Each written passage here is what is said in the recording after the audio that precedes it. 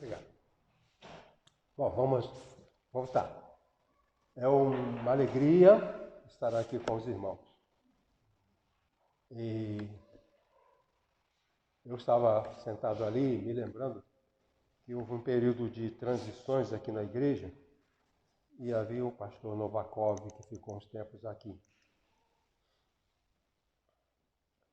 E naquela época havia uma novela muito famosa e estava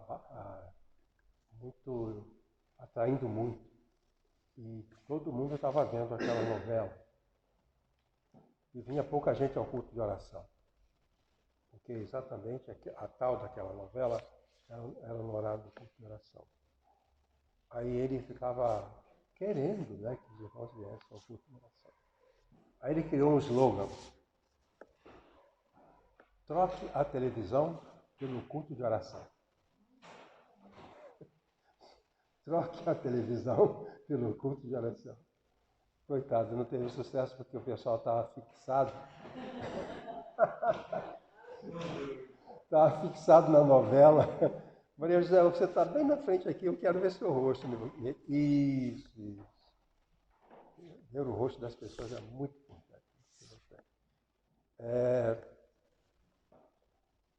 E é uma luta, porque tem trabalho, tem faculdade, tem escola e tem a televisão. E o pastor Novakov, ele queria muito que os irmãos viessem ao culto de oração. Troque a televisão pelo culto de oração. E nós fizemos isso. E claro, eu não acho que os irmãos tenham perdido alguma coisa muito importante na televisão, mas é só uma lembrança e dizer do nosso bem-estar, que faz bem ao nosso coração.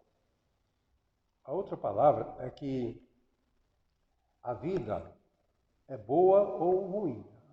As coisas vão bem ou vão mal. Há certas coisas que estão fora do nosso controle e elas vão ficar ruins, não importa o que você faça.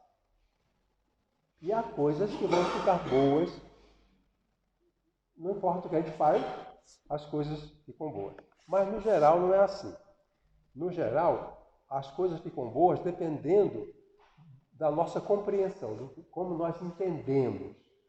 Por exemplo, num casamento, quanto mais o marido entender, compreender a esposa, mais sucesso ele vai ter como chefe de família.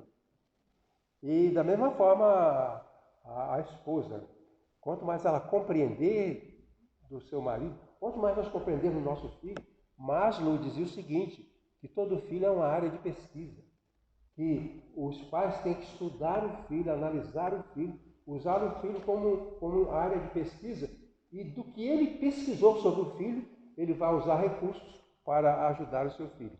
Aí ele falou assim que os filhos não são todos iguais, nem todos os filhos são iguais, alguns são diferentes, e que a gente não pode tratar todos os filhos do mesmo jeito. Temos que pesquisar como ele é e, com base na pesquisa, usar o comportamento com ele. E então a vida é assim, a gente tem que entender e decidir. São as duas coisas mais importantes. A gente não vive sem perceber, sem entender e sem decidir.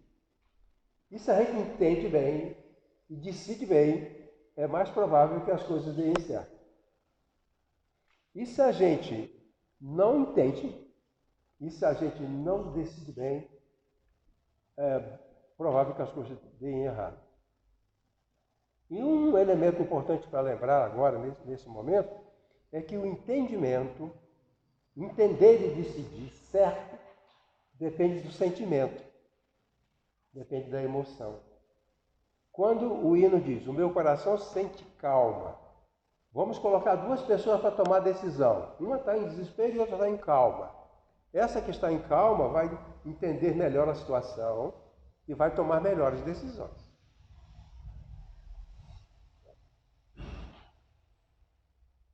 Então, a gente pode esperar que se o nosso coração sente paz, se o nosso coração sente calma, nós vamos estar em melhores condições de entender a vida, de entender as coisas, de entender as pessoas e tomar melhores decisões. O livro de Provérbios é um livro que trata desse assunto, e é, mais uma vez, o estudo de Provérbios hoje. Eu, às vezes, até uso repetições, porque o livro de Provérbios é um livro para ensinar a viver. E a gente não aprende a viver apenas com um estudo, com uma lição, né? A gente precisa de repetir, repetir, repetir. Então, essa é uma das razões porque a gente tem repetido os Salmos. O Salmo nos ensina a viver com Deus. É o Salmo que nos conecta com Deus. Provérbios é aquele que nos liga ao outro e ao mundo. Então, o livro de Provérbios nos ensina a nos relacionar com o mundo e nos ensina a nos relacionar com o outro. E todo o universo, toda a vida depende desse equilíbrio nos relacionamentos. E o que vai trazer possivelmente o final desse planeta serão problemas de relacionamento. O homem se relaciona mal com a natureza e a natureza sofre, ela retribui também, trazendo sofrimento para o homem. Então, nós derrubamos as florestas, a natureza manda a chuva, nós ferimos a floresta e o temporal fere as pessoas. Hoje um moço foi lá em casa, um motoboy, falou do sofrimento da família dele com a enchente. A gente fere a natureza fere a gente. Então, é preciso estabelecer relacionamentos. E o livro de Provérbios é um livro que tem disso, né? Nos mostra compreensão sobre como é o mundo e como devemos pensar, como devemos agir. E uma coisa fundamental é que o nosso coração, a nossa mente esteja serena para decidir. Época de concurso, muitos alunos não passam, não é porque não sabem, é porque não estavam em paz, não estavam serenos e não conseguiam. Me lembro eu, quando fiz o vestibular, caía a matéria que eu nunca tinha visto. Coisa que eu nunca tinha visto. Uma fórmula de matemática, de física, que eu nunca tinha visto, eu não sabia o que era aquilo. Aí eu pensava serenamente, procurava serenar, procurava ficar tranquilo e começava a raciocinar, aí as coisas começavam a encaixar. Então, matéria que eu nunca tinha visto, eu acertei no vestibular. Então, a gente precisa serenidade e busca. Bom, hoje eu separei, alguma coisa aqui não vai ser novidade para vocês, mas como as situações mudam, novos entendimentos são necessários. Então, quem já entendeu de outras formas, vai entender de uma forma nova. Então, no capítulo 16 de Provérbios, eu separei algumas lições, porque Provérbios são palavras de ensinos, digamos assim, variados, que se aplicam a várias áreas da vida. Quando a gente lê um capítulo de Provérbios, a gente não encontra um assunto só. É uma gama de assuntos e a gente vai olhando esses assuntos e vai tentando compreender. Então, separamos o capítulo 16 e alguns provérbios. Cada versículo é um provérbio. Então, separei alguns. Que tem a ver com essa serenidade para entender, compreender e para decidir. Com base na compreensão, a gente decide. A pessoa cuja vida dá errado é porque ela entende errado e decide errado, a vida dá errado. Entendeu? É assim que acontece. Perda de emprego. A gente perde porque a gente não raciocinou bem e não fez uma decisão correta. Reprovação na faculdade, reprovação nos concursos. Né? Dificuldades na vida cristã, porque a gente não entendeu e não decidiu de forma correta. Então vamos ver alguns ensinos. Primeiro, precisamos submeter todos os nossos projetos à avaliação divina, em busca do conhecimento da sua vontade. Então eu falei que nós entendemos e decidimos, mas nós seremos sempre limitados. A pessoa mais inteligente do mundo vai fazer besteira. Aí, sabendo que nós temos um limite, nós vamos até aqui. Eu sei, com a minha formação, com o meu preparo, com a minha idade, eu consigo chegar aqui. Então eu vou tomar decisões corretas. Vou entender e vou decidir corretamente. A irmã vai ter um torcicolo, irmã, chega para cá. Isso. Fiquem sempre numa posição confortável. Sempre numa posição confortável. Então, a gente, como estava dizendo...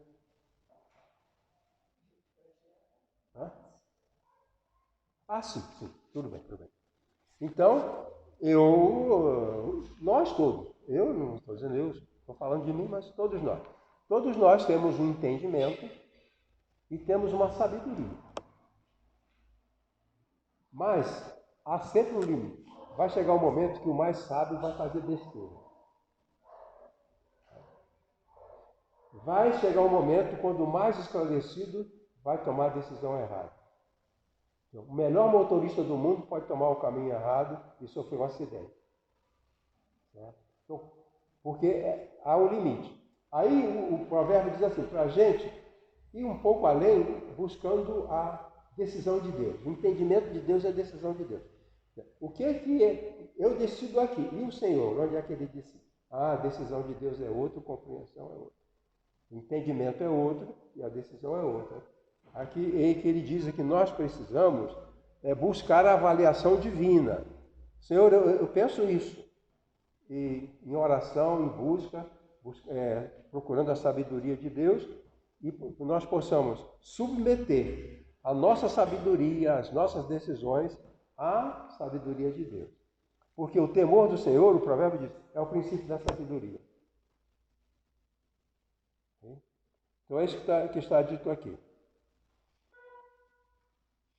Em Provérbio, no capítulo 4, versículo 23, lá ele fala assim, de tudo o que você deve guardar, guarda o teu coração. O coração é onde você compreende, é um termo da Bíblia, que hoje, naquela época, não se conhecia a psicologia. Então a gente entendia que o coração era a fonte do entendimento, era a fonte da decisão e do sentimento. Hoje entenderíamos como a atribuição do cérebro.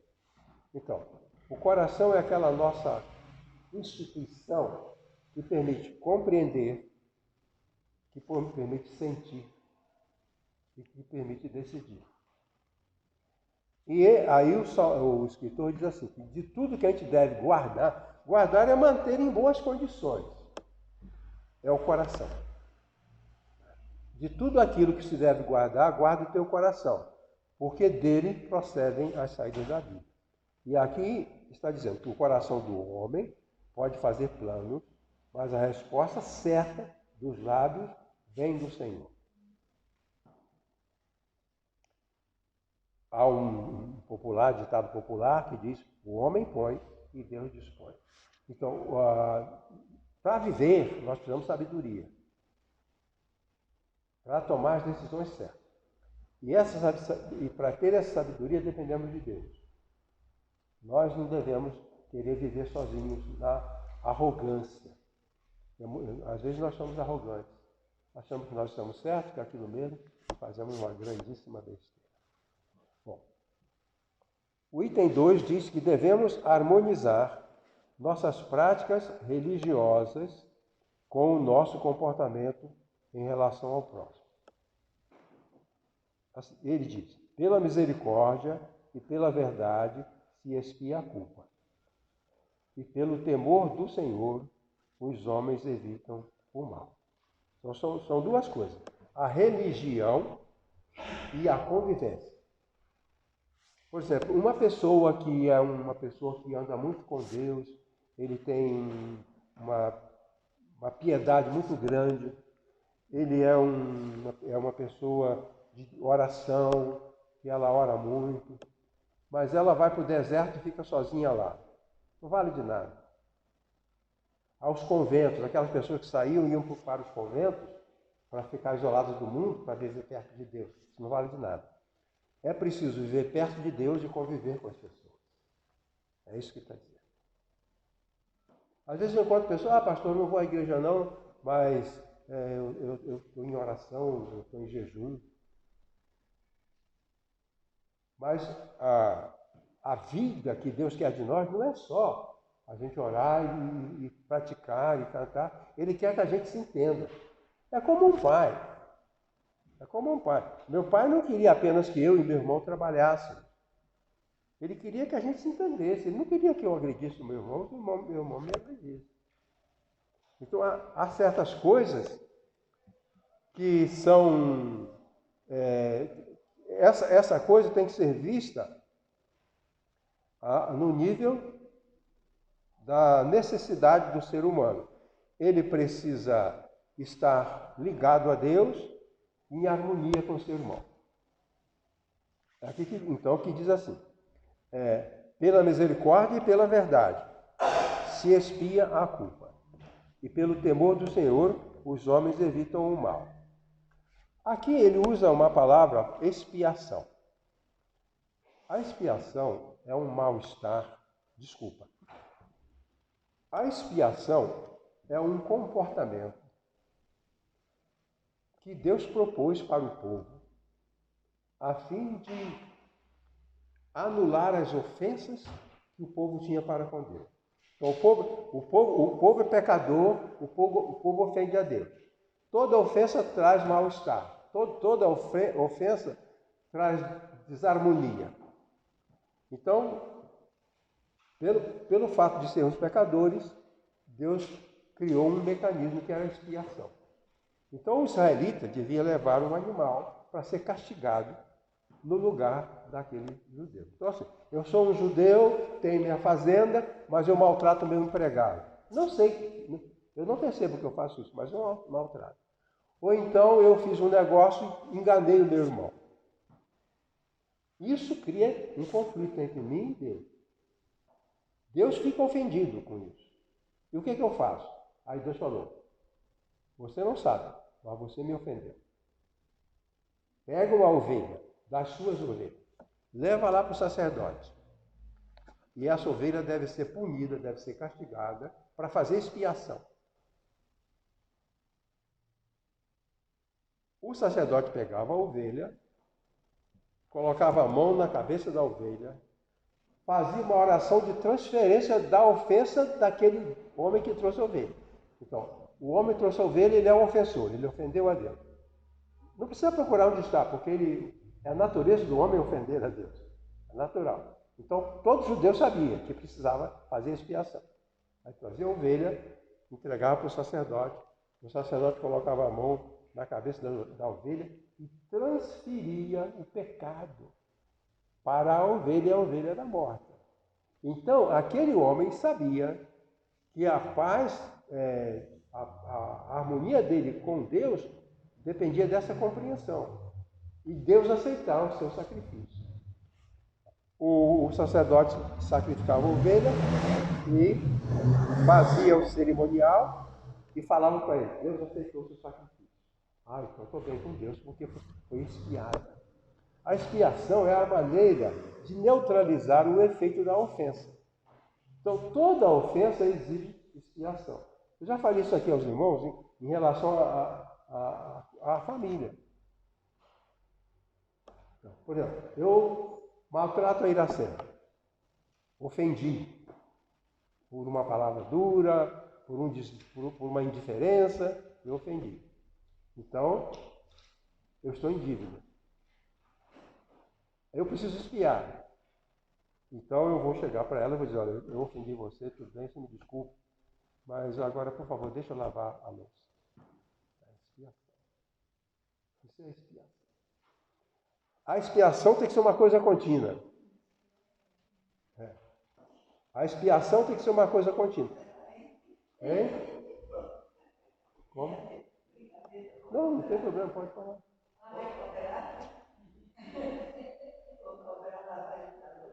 Não, mas foi ontem, já lavei. Já lavei. O escritor de Provérbios está ajudando a pessoa a lidar com as ofensas. Porque a gente ofende a Deus e ofende a pessoa com quem nós vivemos. Ou ela nos ofende. Aí ele diz assim, a misericórdia, pela misericórdia e pela verdade se expia a culpa. Então, a ofensa é resolvida. Nós usamos muito, a gente pede desculpa, a gente pede perdão, são mecanismos de expiação. Pois bem, expiar, então, é neutralizar o dano causado pela ofensa. Eu maltratei o irmão Fernando, eu o ofendi, isso causou dano. Causou dano.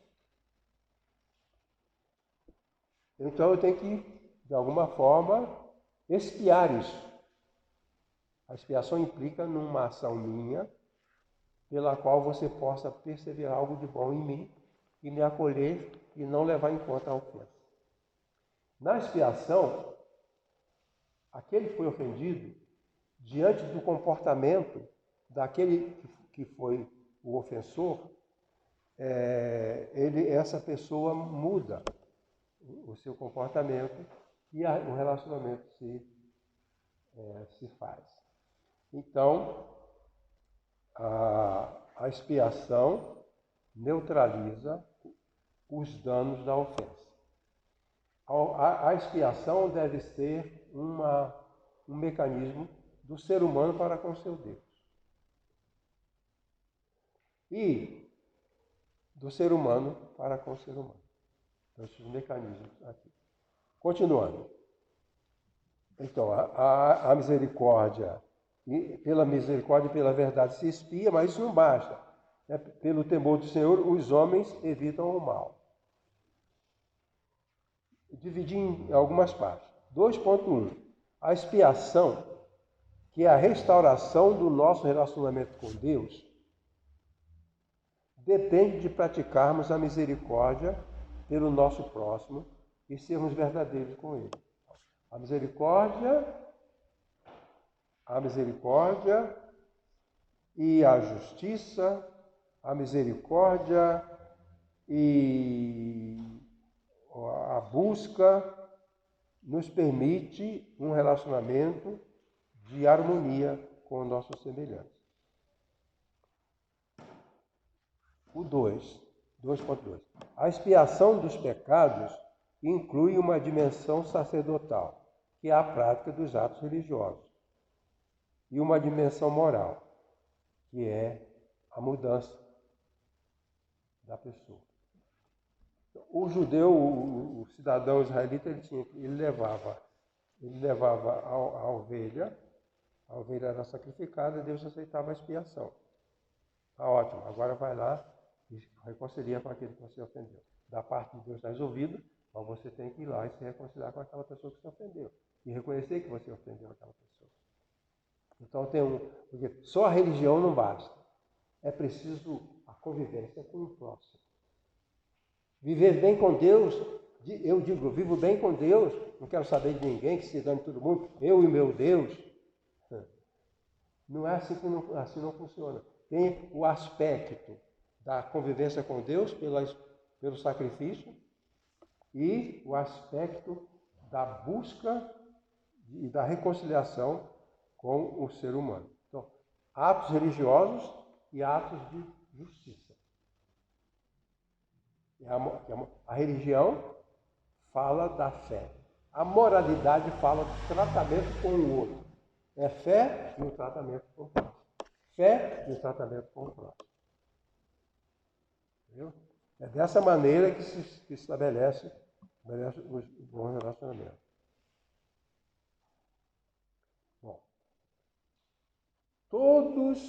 toda expiação tem um custo. Esse é que é o grande problema.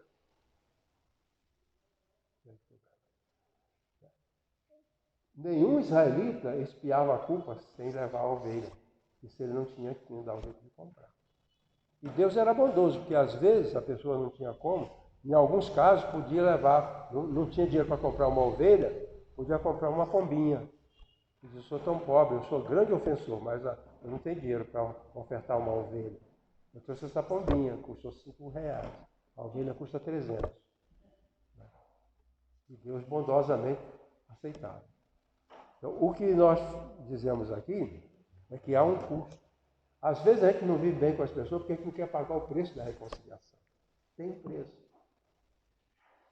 Arrogância, a autossuficiência, a falta de humildade, essas coisas nos impedem de nos humilhar. O ato da expiação implica numa postura de humildade.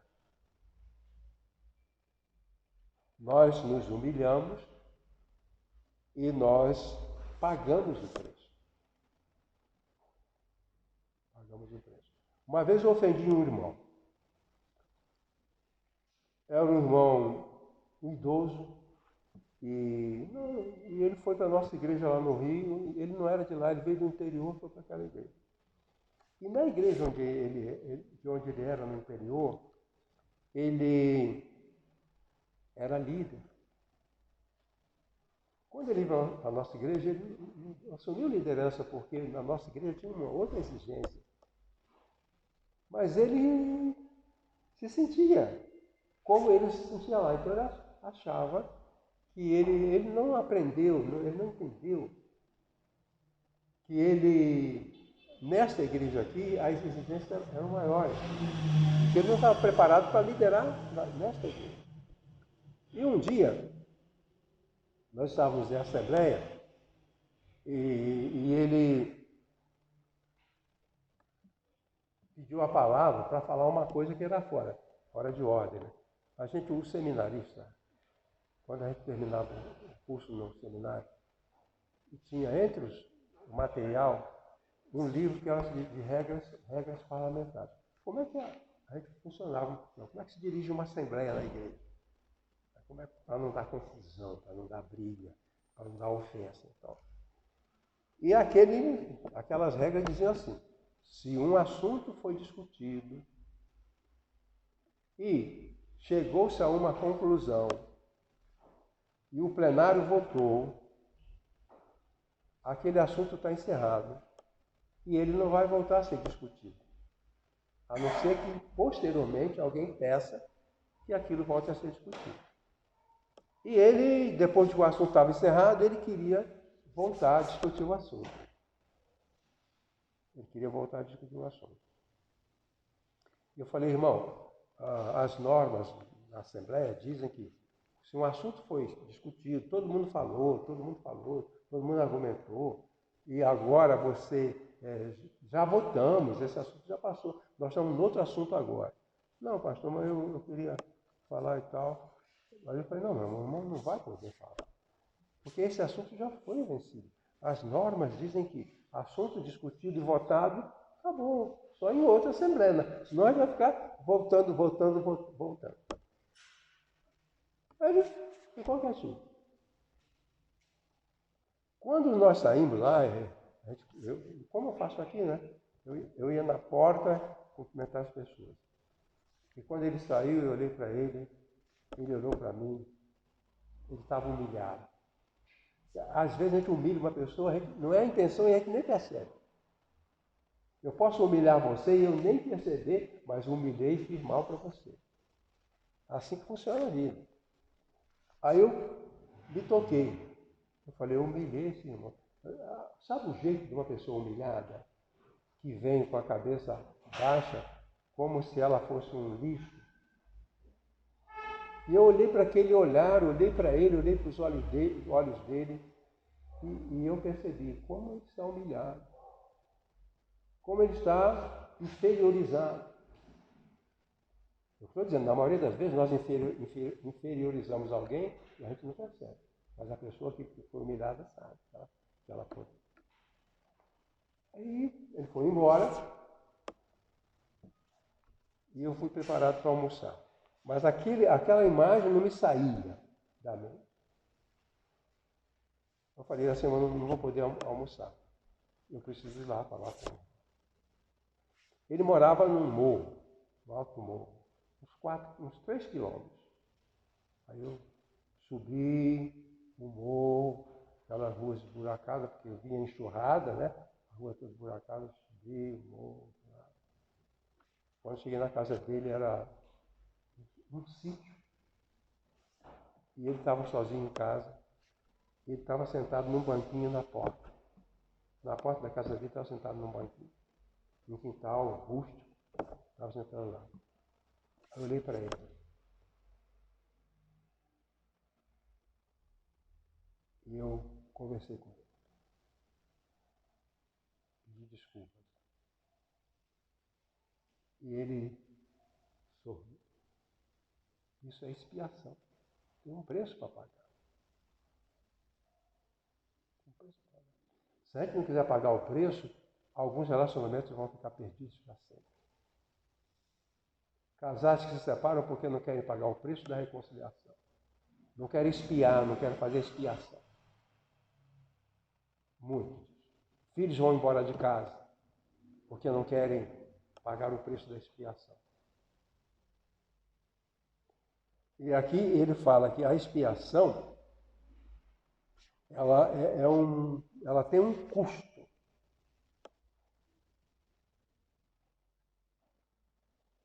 Então, diante de Deus, a gente faz o sacrifício. É o sacrifício de uma ovelha. Mas, se ofende o irmão, qualquer irmão aqui, o Luciano, ofendi o Luciano, toda ofensa traz dor. Não adianta eu ser ofensor, ofendo à torta e à direita e acho que está tudo bem. Não está, causei problema, causei dor. E ela tem que ser expiada. A ofensa tem que ser anulada pela expiação.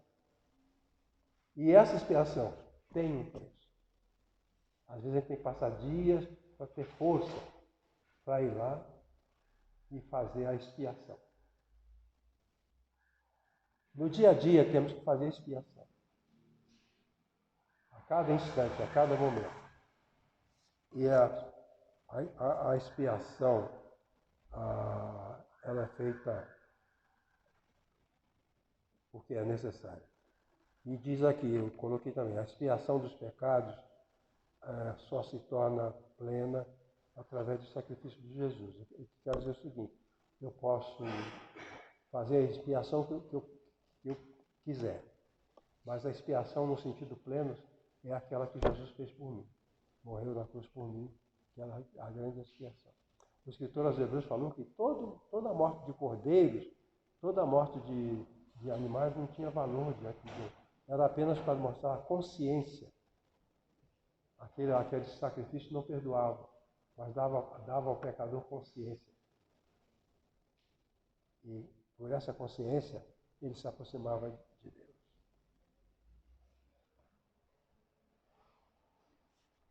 O item 3 diz, devemos valorizar mais o conhecimento do que a aquisição de bens materiais.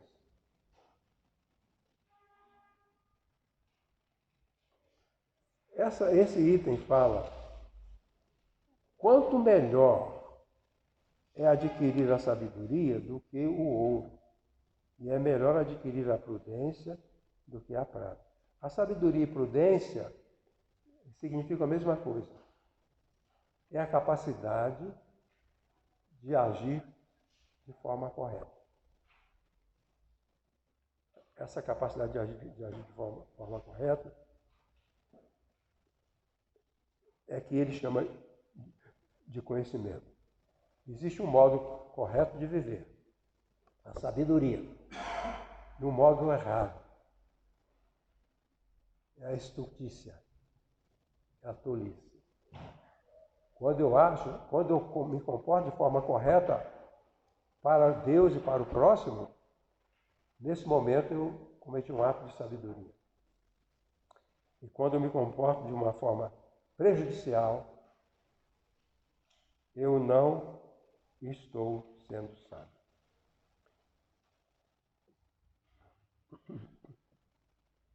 Então devemos lembrar de que todas as conquistas materiais não poderão enriquecer as nossas almas e que todos os bens ficarão aqui neste mundo. E há pessoas que preferem quebrar as normas, quebrar as regras para acumular bens. Aí que o escritor diz, se nós quebramos as normas, se nós agimos erradamente, e podemos até ficar bem de vida, mas isso não é o mais importante, isso é a falta de sabedoria. Porque todas as riquezas, elas acabam, todas elas se perdem. E mais um item 4, devemos evitar a influência de pessoas que possam nos envolver em contendas e difamações, porque a ação dessas pessoas danifica os nossos relacionamentos. O homem perverso espalha contendas e o difamador separa os amigos. Irmãos, nos dias de hoje, aquele que espalha contenda, aquele que espalha mentira, falsidade, está muito, muito presente. Essas pessoas más, elas influenciam outras pessoas para o mal.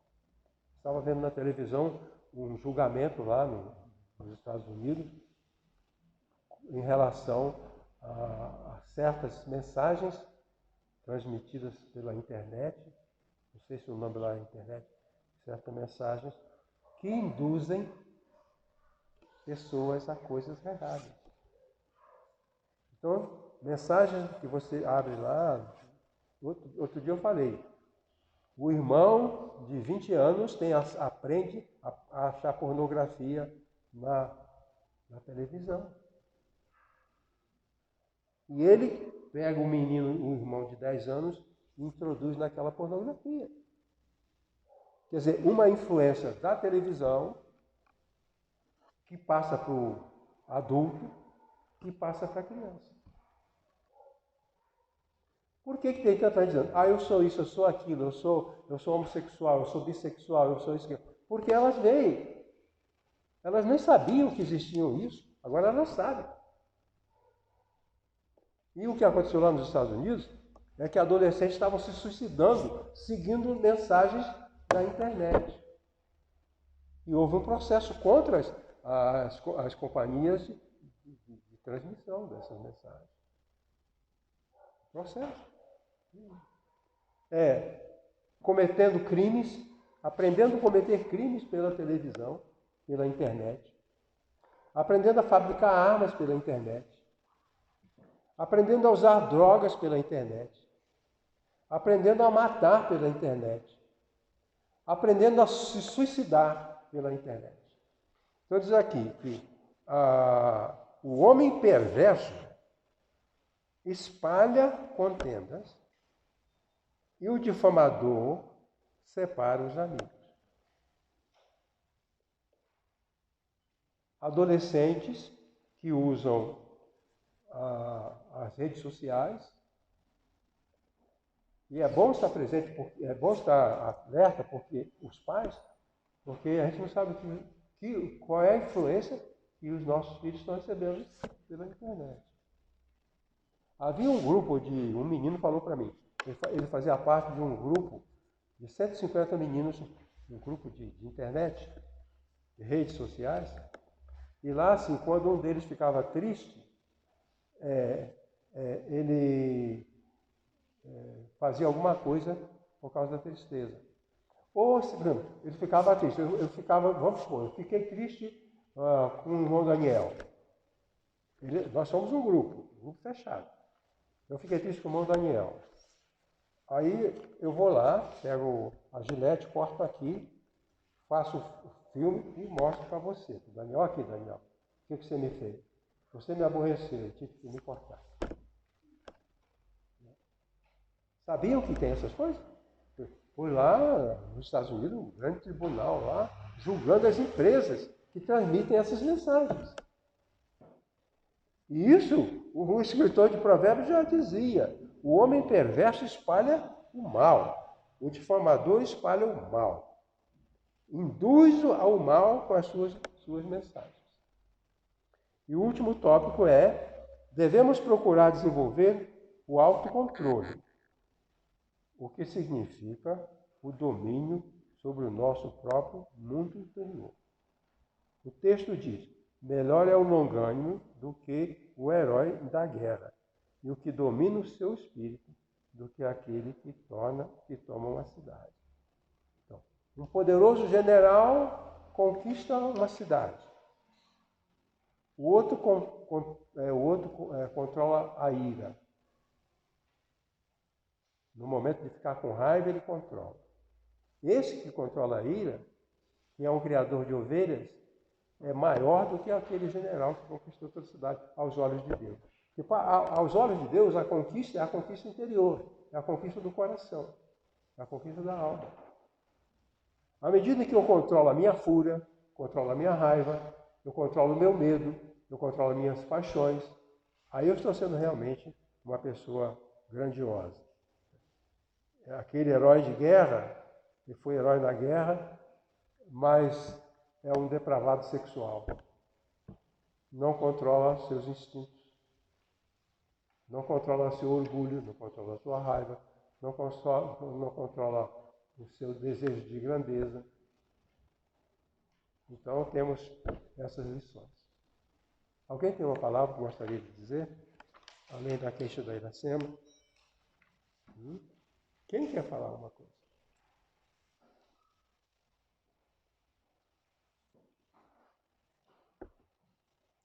Bom, então ninguém quer falar nada, ninguém quer perguntar nada.